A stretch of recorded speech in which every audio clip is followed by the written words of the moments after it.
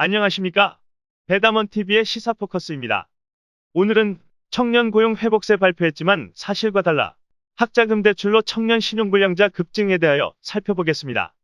정부는 지난달 통계에서 15에서 29세 청년 취업자가 1년 전보다 약 18만 명 증가한 것으로 집계되자 청년 고용률의 상승폭이 확대하고 있다는 보도 자료를 내면서 청년 고용이 뚜렷한 회복세에 진입한 것처럼 홍보하고 나섰다.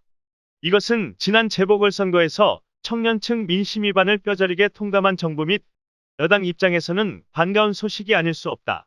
그러다 보니 통계 자료가 나오기도 무섭게 보도 자료까지 내기에 이르렀다. 그러나 실제로는 단기 아르바이트 수준의 질 나쁜 일자리만 대거 늘어난 것으로 지난달 증가한 청년 취업자의 70%인 12만 5천 명이 1년 미만 임시직이었고 그중 10만 명은 음식 배달원, 건설 노동자 등 단순 노무자였다. 장기간 구직난에 시달린 취업준비생들이 초단시간 알바 시장에 쏟아져 나온 것을 두고 마치 청년 고용이 개선된 것처럼 호들갑을 떤 것이다. 오히려 4월 청년 실업률은 1년 전보다 0.7%포인트 올라갔다. 가장 활발하게 구직 활동을 펼치는 25에서 29세 실업률은 특히 더 악화하는 추세다. 이에 대하여 지난 18일 조선일보 사설에서 청년들이 피부로 느끼는 체감 실업률도 25%대로 여전히 사상 최악 수준이다라며 그런 와중에 일주일에 1에서 17시간만 일하는 초단기 일자리가 1년 전보다 46만 개나 늘었다. 일자리라고 말하기도 민망한 파트타임 알바에만 젊은이들이 몰리고 있는 것이다 라고 지적하고 있다. 이어서 조선일보는 악화하는 청년 취업난은 일자리 창출의 주역인 기업 활력이 위축된 것에 따른 당연한 결과다. 여기에는 정부 여당이 4년 내내 반기업 반시장 규제를 쏟아낸 영향이 크다면서 향후 전망도 어둡다. 한 경제단체 조사에서 올해 신규 채용 계획을 결정하지 않은 기업이 60%에 달했고 채용 계획이 있는 기업이라도 37%가 지난해보다 채용 인원을 줄이겠다고 답했다라고 설명하고 있다.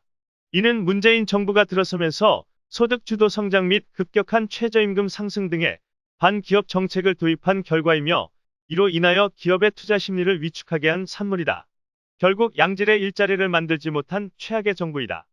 그나마 단기 일자리를 만들고서는 이를 홍보에 나서고 있다. 진심으로 청년층 지지를 얻으려면 기업들이 투자를 늘리고 사업을 키우게 만들어 양질의 일자리가 쏟아지게 만들면 된다. 어려운 일도 아니다. 지나친 규제와 처벌법으로 기업의 투자 의욕을 꺾지 않으면 된다. 지금 청년들은 취업의 벽을 넘지 못하면서 바로 학자금 대출 연체의 늪에 빠져 허덕이고 있다. 국회 교육위원회 소속 이탄혜 의원이 한국장학재단으로부터 제출받은 자료에 따르면 학자금 대출 후 6개월 이상 이자를 연체한 신용불량자는 2019년 46,195명에 달하는 것으로 확인됐다.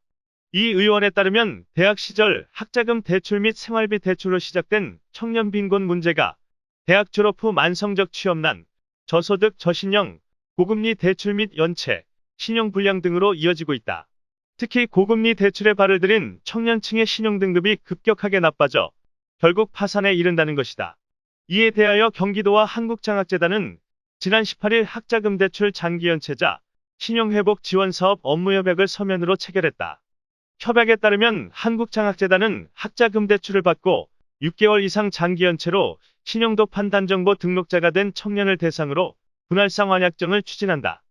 분할상 완약정은 원금과 이자를 합친 전체 채무금액의 5% 정도를 선납하면 상환기간을 최장 20년까지 늘려주는 제도로서 통상 10년 내로 약정이 이루어진다. 분할상 완약정을 맺으면 해당 청년은 한국신용정보원 신용도 판단정보 등록 해제, 연체이자 면제, 법적 조치 유보 등 신용회복 절차를 밟는다. 경기도는 분할상 완약정에 필요한 초기 납입금을 지급할 방침으로 올해 첫 사업인 만큼 700여 명에게 2억 5천만 원을 지원한다. 중요한 것은 양질의 일자리를 늘리는 것이다. 이는 두말할 여지가 없다. 기업이 투자를 확대하여 청년 고용을 늘려야 한다. 청년 고용이 증가해야 분할상환도 성실하게 이행할 수 있다. 그렇게 하려면 지금까지 잘못된 정책은 과감하게 전환해야 한다. 잘 되고 있다고 고집 부려서는 안 된다. 공정과 상식이 통하는 사회 분위기도 함께 조성되어야 한다. 오늘은 여기까지 하겠습니다. 끝까지 시청해주셔서 감사합니다. 구독과 좋아요는 저희에게 큰 힘이 됩니다. 배담원TV의 시사포커스였습니다.